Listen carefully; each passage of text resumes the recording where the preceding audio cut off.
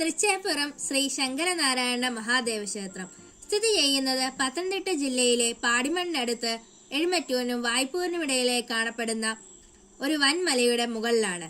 ഇത് സമുദ്രനിരപ്പിൽ നിന്ന് 2000 അടി മുകളിലാണ്.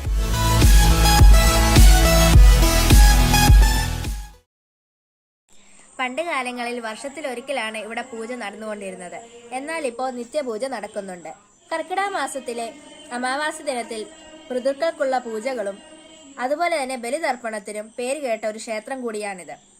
തിലക് ഹോമവും പിതൃപൂജയും ക്ഷേത്രത്തിന്റെ അടുത്ത് തന്നെയും ബലിതർപ്പണം ഗുഹാമുഖത്തിന് സമീപമുള്ള തറയിലും ആണ് നടക്കുന്നത്. അനേകായിരം ജനങ്ങൾ വന്ന് പിതൃബലി അർപ്പിച്ച് കുളത്തിൽ മുങ്ങിക്കുളിച്ച് ഗുഹയിൽ നിന്ന് പ്രസാദവും എടുത്ത് തീർത്ഥമാടി മടങ്ങുന്നു. 9 ശ്രീകോവിലുകളുള്ള ഒരു ക്ഷേത്രം. പ്രധാന ശ്രീകോവിലിൽ ശങ്കരനാരായണനും തെക്ക് ശ്രീകോവിലിൽ മഹാദേവനും സ്ഥിതി ചെയ്യുന്നു. കൂടാതെ 7 ഉപദേവ പ്രതിഷ്ഠകളും. ഇതിൽ ഗണപതി, ശാസ്താവ്, ഭഗവതി, രക്ഷസ്, യതീന്ദ്രനും നീലിയും നാഗരാജാവുമാണ്.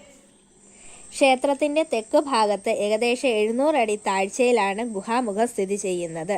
ഇവിടെ നിന്നാണ് തീർത്ഥവും പ്രസാദവും ലഭിക്കുന്നത്. ഈ ക്ഷേത്രത്തിന്റെ അതായത് ഈ ഗുഹാമുഖത്തിന്റെ ഐതിഹ്യം ത്രേതായുഗവുമായി ബന്ധപ്പെട്ട് കിടക്കുന്നു. ശ്രീരാമന്റെ വനവാസകാലത്ത് സീതയെ അന്വേഷിച്ച് ശ്രീരാമൻ ഈ വഴി വരികയും ഇവിടുണ്ടായിരുന്ന മഹർഷിമാർ ശ്രീരാമന് വഴി കാട്ടിക്കൊടുക്കുകയും സീതയെ അന്വേഷിച്ച് തിരികെ വരുമ്പോൾ ശ്രീരാമനും സീതയും ലക്ഷ്മണനും ഇവിടെ സന്ദർശിക്കാമെന്ന് പറയുകയും ആ വാക്ക് പാലിക്കപ്പെടാതിരിക്കുകയും ചെയ്യുന്നു. ശ്രീരാമ ലക്ഷ്മണ ദേവന്മാരെ കാത്തിരുന്ന മഹർഷിമാർ അവർക്ക് വേണ്ടി വെച്ചിരുന്ന പൂജാദ്രവ്യങ്ങൾ നശിച്ചു പോകാതിരിക്കാൻ വേണ്ടി വേറൊരു മല പറിച്ചെടുത്തതിൻ്റെ മുകളിൽ വെക്കുകയും ചെയ്യുന്നു. ചേർത്ത് വെച്ച സ്ഥലമായതിനാൽ ചേർപ്പുറമാകുകയും പിന്നീട് അത് തൃച്ചേപ്പുറമാകുകയും ചെയ്തു എന്നതാണ് ഐതിഹ്യം. ഈ മലയുടെ അടിയിൽ നിന്ന് ലഭിക്കുന്ന പ്രസാദം അന്ന് മഹർഷിമാർ വെച്ചിരുന്ന പൂജാദ്രവ്യങ്ങളിൽ നിന്ന് ഉള്ളതാണെന്ന് വിശ്വസിക്കപ്പെടുന്നു.